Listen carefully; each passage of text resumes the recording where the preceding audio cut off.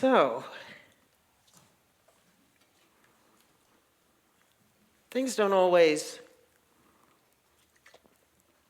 turn out the way we expect them to, do they?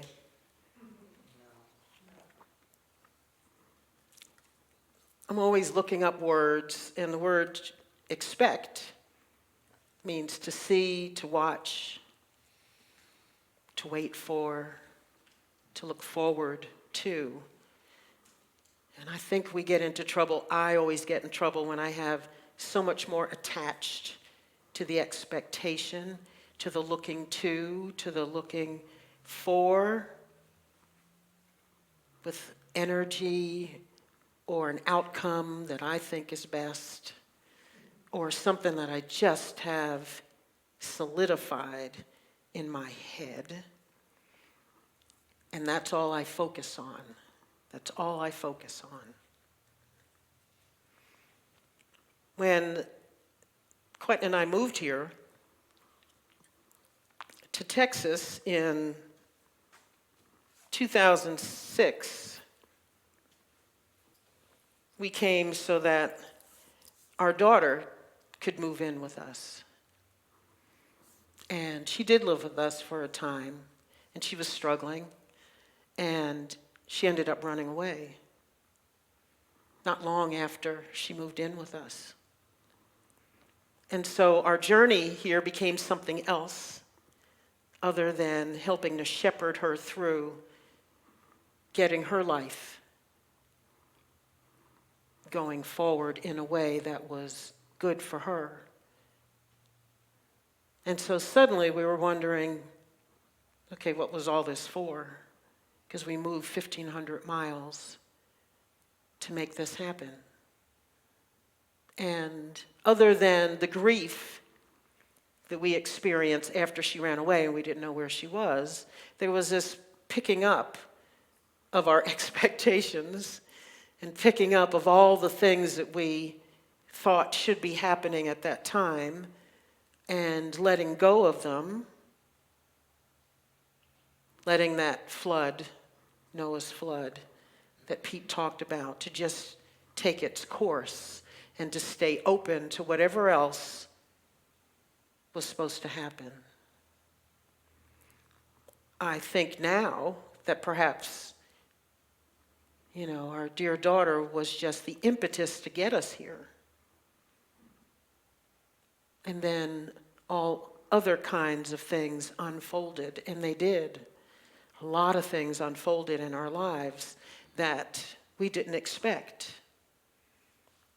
I ended up joining a women's group and met a woman who had started a nonprofit dedicated to the mission of educating people about child sex abuse.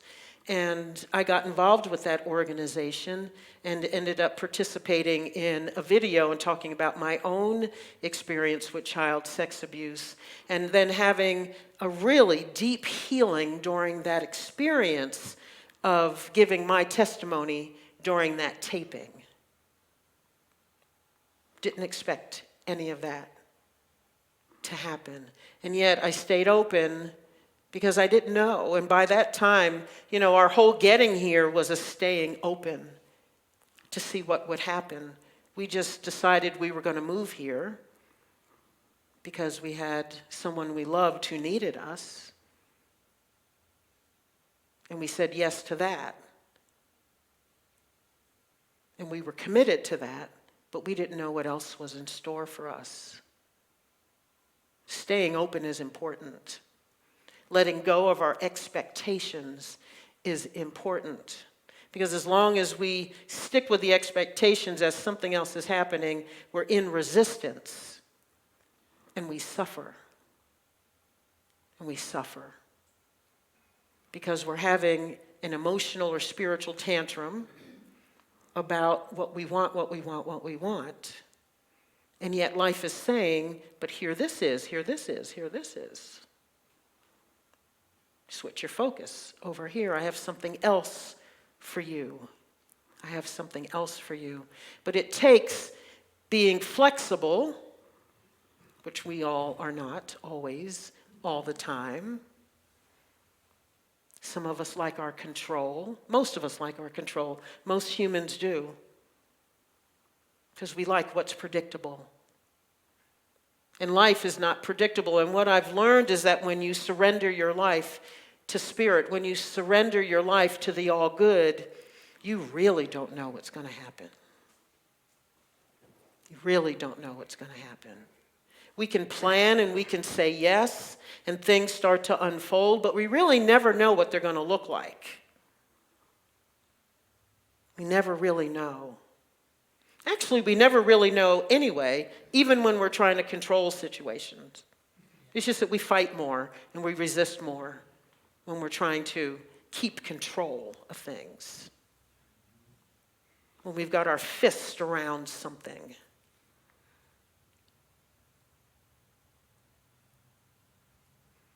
So I ended up with that. And then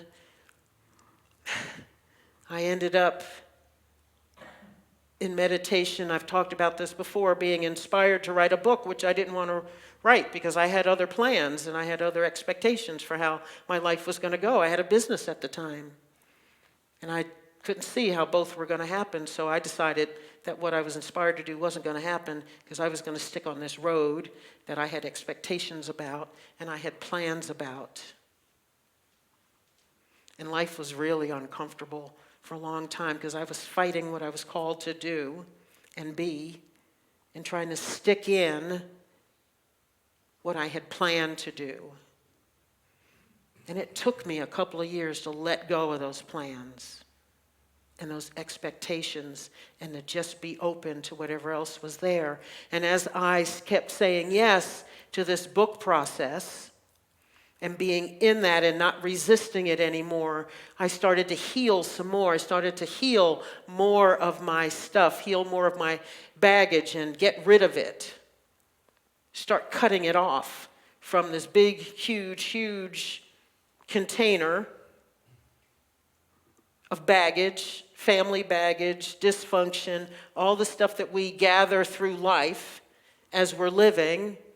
All of that started to fall away as I started to walk this path that I was being called to walk. And a lot of it was scary, and a lot of it was uncomfortable, but it was better than fighting and being in resistance and staying in that world of expectation that I had solidified in my mind about how I thought my life should go.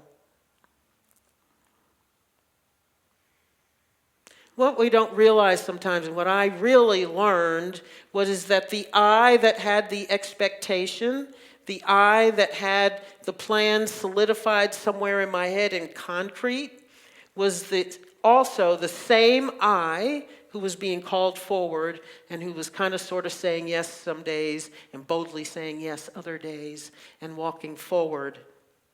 And so part of me would have one foot in one door and the other part of me had a foot in another door. Straddling the fences always uncomfortably, whether it's figuratively or in actuality, if you've ever sat on a fence.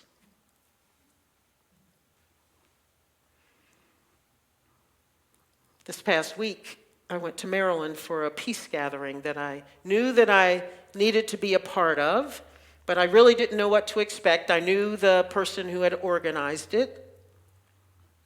And it was one of those things that just said, you got to go to that thing. You got to go, you got to go, you got to go. So I made plans to go. I registered, and I knew it was coming up. I still didn't know. I thought I was just going to go and be in this peace gathering and meet some people. And I thought, oh, well, I can go and I can. They did have said that if you have something that you're working on regarding peace, please bring your information. You can give it out to people. And so I did that. I prepared that and I brought it and ended up in this wonderful one-day retreat with about 40 other people. And we had a glorious, glorious time together. It was healing. It was life-affirming. It was fun. I met some great people that I'm going to stay in touch with. There are some people who want me to come back and speak at their spiritual centers there in Maryland. I want the gentleman who organized the event to come out to Big Sky Retreat in Montana because he needs to be there. People need to know what he's working on and what he's doing. So all these things started to happen. And I thought, well, this is wonderful. Now it's time to go home. I had a flight that afternoon on Thursday. And I'm going to go home, and I'll be home Thursday night. I got my day planned out on Friday and for the weekend, and I'm going to be back here on Sunday, and I'm all ready, and I get in my rental car, and I head to the airport, and I'm turning in my car and getting out of the car, and my phone buzzes, and I get an alert that my flight is canceled. Because there was stuff happening in the atmosphere in this neck of the woods. And everything in North Texas, actually in Oklahoma, North Texas, all the way to Austin was canceled. So I just turned in the car.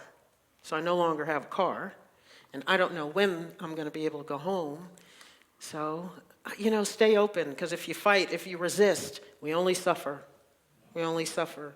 So by this time I know this, so I just take a deep breath. And I walk to the counter. And the one option was that I could, late Thursday night, fly to Pittsburgh, which is so on the way to Texas, isn't it?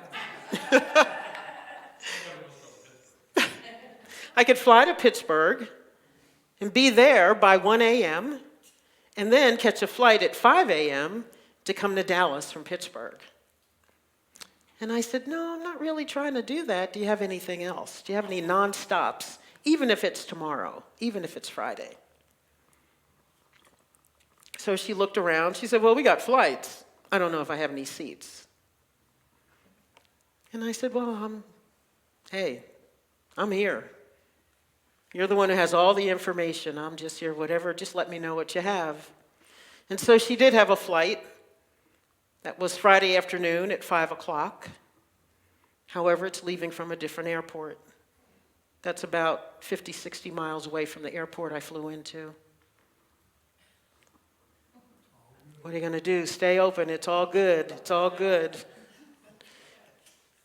And so I didn't get upset. I figured, I can fight. I can scream. I could yell at this poor woman who's just been helping 300 people or more, because more than my flight was canceled, helping all these people find other flights. And so I just thanked her kindly, and I figure I'll just find a hotel. The hotel I had stayed in the previous night was all booked, so I couldn't stay there. So I figured I'd find another hotel, and I did. I went on Expedia.com, found a hotel that had a shuttle to their location. And so as I was waiting for their shuttle, I had a call to find out. And as I called, their line was probably busy for 15 minutes. I kept calling and calling and calling. Still no reason to get upset. Let's just breathe this in. Let's just be open, because whatever's supposed to happen is going to happen, and I don't know what's in store for me right now.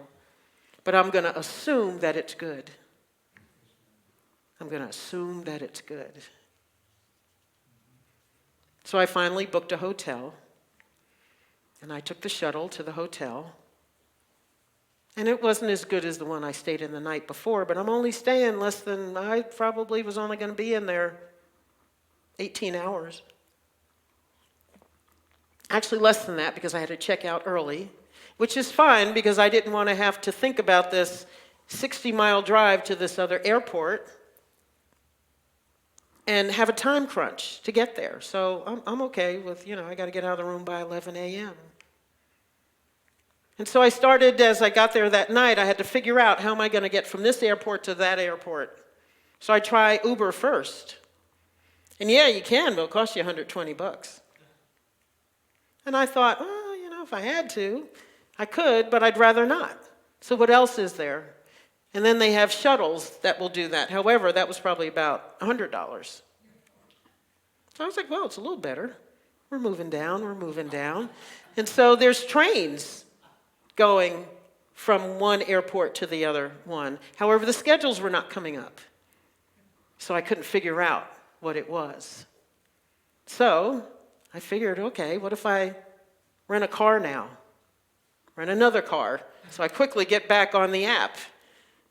And actually, it was very good, because If you're in a particular region, there's an agreement that you can rent a car from one airport and leave it at the neighboring airport and not get charged extra. So it was about 40% the cost of taking an Uber. I figure, okay, I'll take the shuttle back to the airport Friday morning, and I will get in that car and I will drive to the other airport. So as I'm driving, I used to live in the state of Maryland for 35 years. The retreat was in Baltimore, north of where I used to live. So I'm driving from Baltimore, from the airport, down the highway to go into Virginia to the other airport. And as I'm driving down south on 95, I start to feel all this sadness well up in me. All this sadness. I spent from age 19 to in the state of Maryland, in that area that I was driving through. In that area. And somehow, as I was driving through that area, I started to feel a lot of the pain and trauma and angst and anxiety that I lived through during my early years. I was not prepared for that in that drive. So I'm sitting in the car, and the sadness is just getting higher and higher, heavier and heavier. I'm feeling uncomfortable. And of course, at this point, at this juncture, when I'm real close to where I used to live, traffic slows down. And we're going about 15 miles per hour in a 70 mile per hour zone. Bumper to bumper, there is nowhere to go. And as much as I wanted to run and get out of that area, I had to drive slowly through it. And the tears just started to come up. And I wept for that young me who went through all that I went through back then in that area. And I just let it be. Just let it come up. And it was no mistake that on Saturday, yesterday, Molly and I were going to be recording the next sessions of our podcast where I was going to talk about my early days and what I went through and how I healed myself and how I reconstructed, reimagined, rebuilt my life into something that is just wonderful now. All of that stuff came flooding back on that drive. All of my mistakes is that as we were singing that song, and he talks about all those billions of mistakes that we ever make disappear. They started to disappear on that drive to that other airport. And I probably said to myself 100 times on that road, in that car, I forgive myself, I forgive myself, I forgive myself, I forgive myself.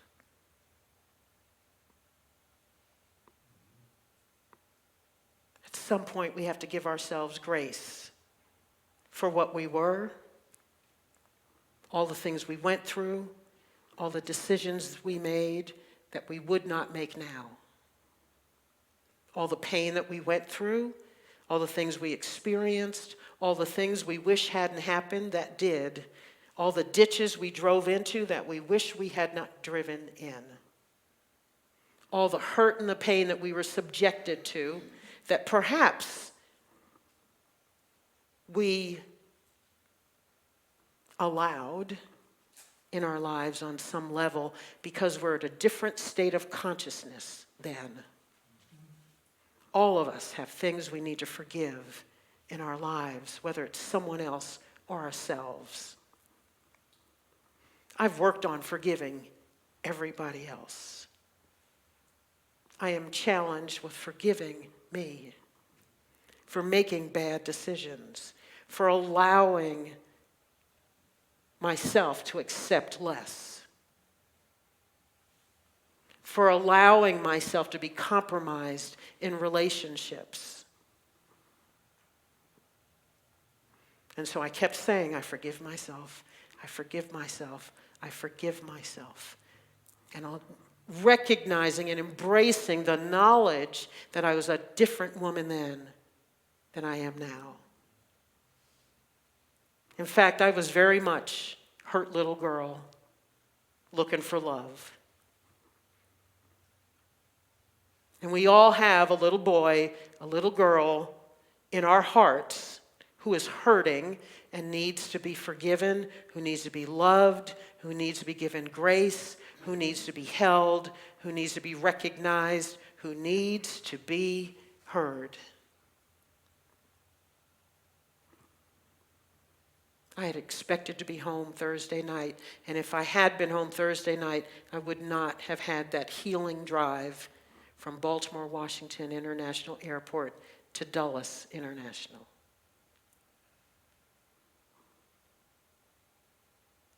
What would have been a 1-hour drive was an hour and a half because of the traffic. And I needed every bit of those 90 minutes.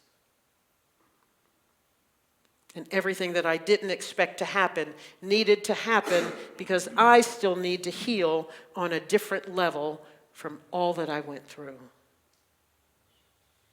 And I did a lot of it on that drive. And then the rest of it happened in that taping yesterday.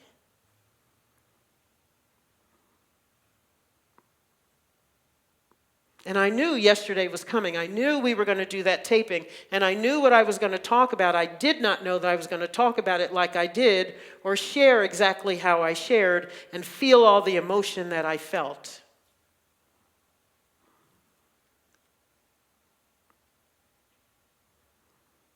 But it had to happen, and I'm so glad it happened, even though every single minute of it was uncomfortable. None of it expected. And probably, if somebody or something had warned me that that was coming up, I probably would have said, no, let's skip that, because I really want to be home Thursday night. How about if we not do that? I've healed from all that stuff. I've dealt with it, and I have dealt with it. And I have dealt with it on many different levels, over many different years, over the decades. I have. And there was more to do. There was more to do. And it took the canceling of a flight to keep me in a place that I was going to have to drive to. If I had taken the train, I probably would not have had that same experience. Why wouldn't those schedules come up? I went on those train schedules probably 6, 7 times trying to get them to come up to figure out how to take that drive and get to that other airport, and none of it would come up. Probably, if I Googled it now, it would probably come up. Of course.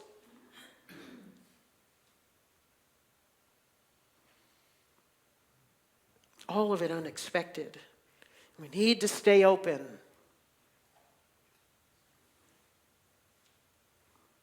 So that 40-some bucks that I spent on that rental car was worth $1 billion worth of healing and grace and forgiveness for myself. We got to stay open. There are always gifts waiting behind something unexpected. Always, if we'll keep our eyes open, if we'll keep our hearts open, if we trust that the all good, that the universe, that God, that spirit, that the creator, whatever you want to call it, has something waiting for us that we want, that we desire, that is for our highest and best, that a part of us desires, even as one part of us says, I don't want to do that. The all good knows that a part of me wants to move forward. The all good knows that I have something else I'm being called to that's going to take strength and power and resilience and enthusiasm that is an expanded version of what I am now, and that there's going to have to be healing in order for me to get there. And then 100 billion things had to happen in the universe to make all of those events that happened between the time I left Wednesday morning to the time I got home Friday night in order for me to have what I had. That blows my mind. There had to be storms. There had to be flights. There had to be people who made decisions to cancel those flights. There had to be no seats on any flight that I ever would have gotten on by choice, so that I had to wait until Friday afternoon to do that. All those people that were sitting in traffic there with me were part of the conspiracy to bring me to my highest and best. And I bet you all of them were in that traffic for some reason for themselves. And some of them were open, and some of them were cussing up a storm because they weren't getting to where they wanted to get when they wanted to get there. I've been that girl cursing up a storm because stuff's not happening the way I want it to happen. I've been there. And I marveled at the way that I was calm through that whole thing. But all I kept asking myself is, why get upset? Why? For what? I'm not going to find another flight faster. The woman working for American Airlines is not going to be any nicer to me if I get ugly with her. I'm not going to be open because all I'm going to be doing is fuming for the whole 24 hours that I was still in Maryland when I wanted to be home. And I just would have been sitting there in my stuff, fuming and angry and wasting my energy on something that didn't serve me, something that I was creating when the all good was sitting there and said, I got something good for you. We're going to heal some more. It's not going to feel good. Not going to feel good. But if you stick with me, it's all going to be good. It's all going to be good.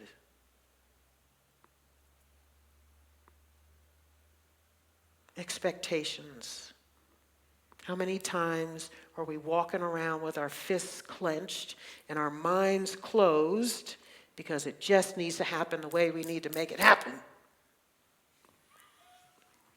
You know the feeling.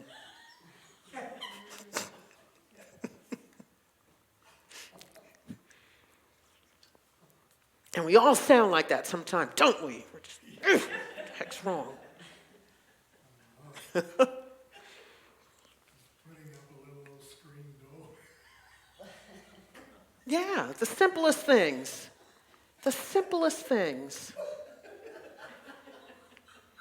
Like when I need my printer to work when I'm in a hurry, and the printer never works when I'm in a hurry.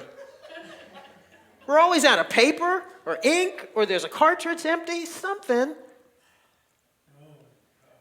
And now I just know that's what the printer does. It's what the printer does when I'm in a hurry. So now I just wait. I was, okay, what do you need? I know you're out of some cartridge is empty.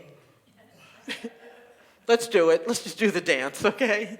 Didn't need those copies anyway. Yeah. What the heck? It's just a plan. It's just a plan. Gosh, we got to learn to unclench our fists, keep our minds open, keep our hearts open, and trust, trust, trust. And whatever it is that's speaking to you from within, let it roll, whatever it is. If it's sadness, let it roll. It's leading you somewhere for greater healing, for release of energy so that you have more energy for something good and wonderful. Just let it roll. Stop fighting. And I'm only telling you because I learned the hard way to stop fighting. I was the fighter. I was the one who held on. I was proud of that for the first 30-some years of my life. If I'm going to go down, I'm going down swinging, by God. Fight to the bitter end. So proud. And I'm freaking exhausted. And angry and bitter. And angry and bitter. And nothing worked out better the whole time. Nothing. Nothing worked out better. But somehow we have that satisfaction. because we were mad and we were able to fight. Just let it go. Just let it be. Just let it be. One of the gentlemen who spoke at that peace gathering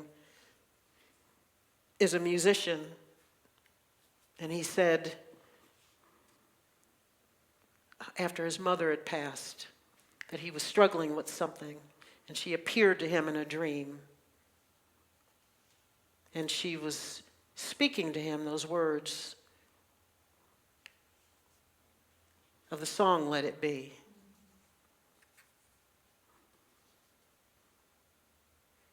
The composer of that song wrote that song about his mother.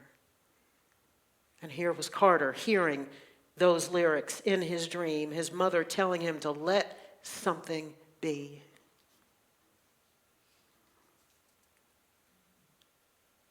When I find myself in times of trouble, Mother Mary comes to me, speaking words of wisdom, let it be. Let it be. How many of us need to let it be, let it be, let it be. Let it be. Let it be. Just let it be. Stop fighting. Unclench your hands. Take a deep breath. And wait for whatever's coming. Expect something good. Because something good is always there. If we believe that and we trust that, the good always shows up. Always shows up. And it'll always show up better than you could have imagined. And serve you in ways that you cannot imagine.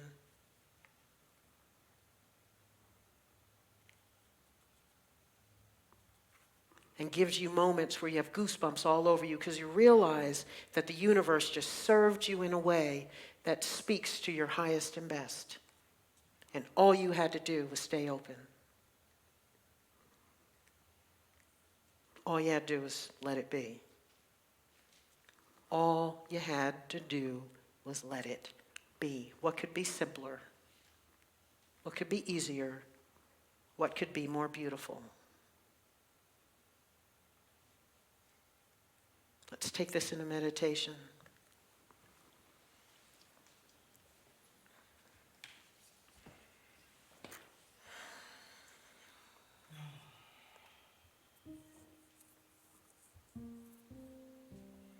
So I invite you in this moment.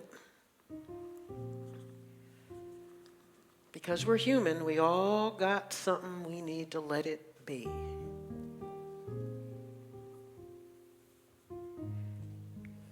What's your current fight?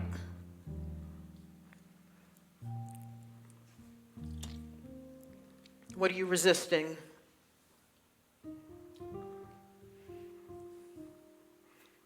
What do you have solidified in your mind that has to be the way you want it to be, when you want it to be it, and how you want it to unfold?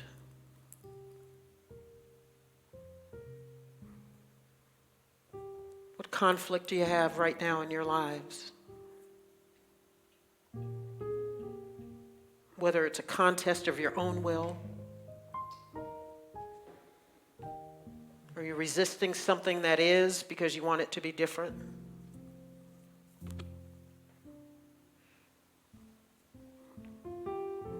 And I invite you just to open up.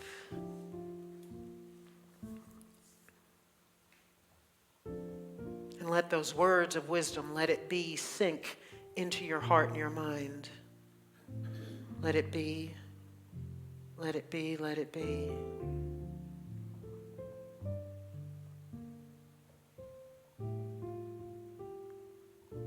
Let it be. Let it be, beloved, for I always have your highest and best in mind.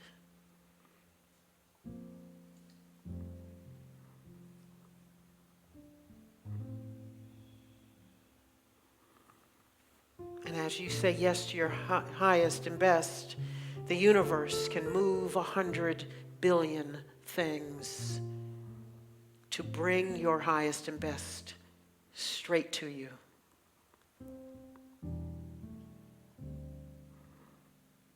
universe will conspire to bring you your good when you're open and you're letting it be. Letting it, the it that is God, the all good, the omnipotent, the omniscient, the omnipresent. Let that force of love work like nothing else works.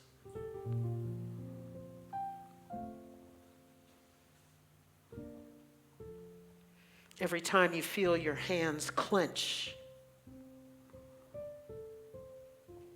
say those words of wisdom to yourself. Let it be. Let it be. Let it be. Unclench your fist. There is nothing to fight.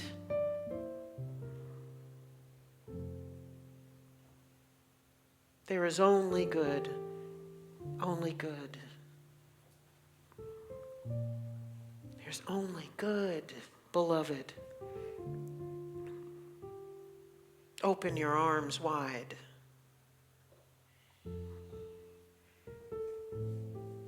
Open your arms wide, beloved.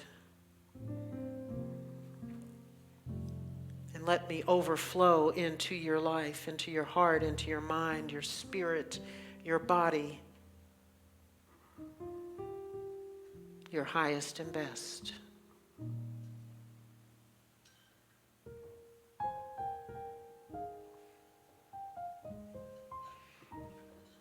So let's take a deep breath. Exhale. Take a breath and let it be. Exhale. Let it be. Inhale. Let it be. Exhale. Let it be. It is all good. It is all good.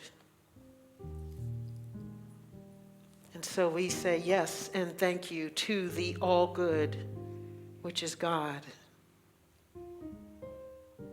Yes, and thank you for overflowing my highest and best into my life.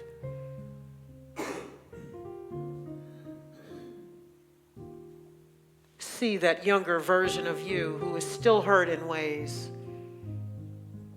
who still needs love and acceptance, who needs to be heard, who needs to be given grace,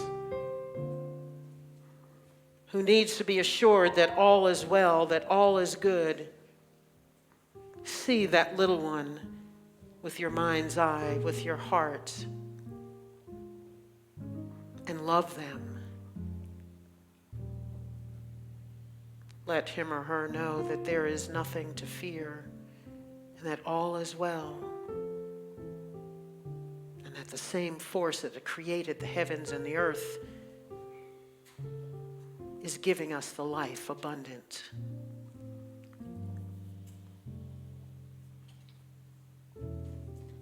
Let it be.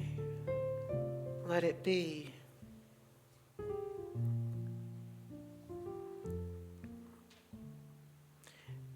Whisper words of wisdom, let it be.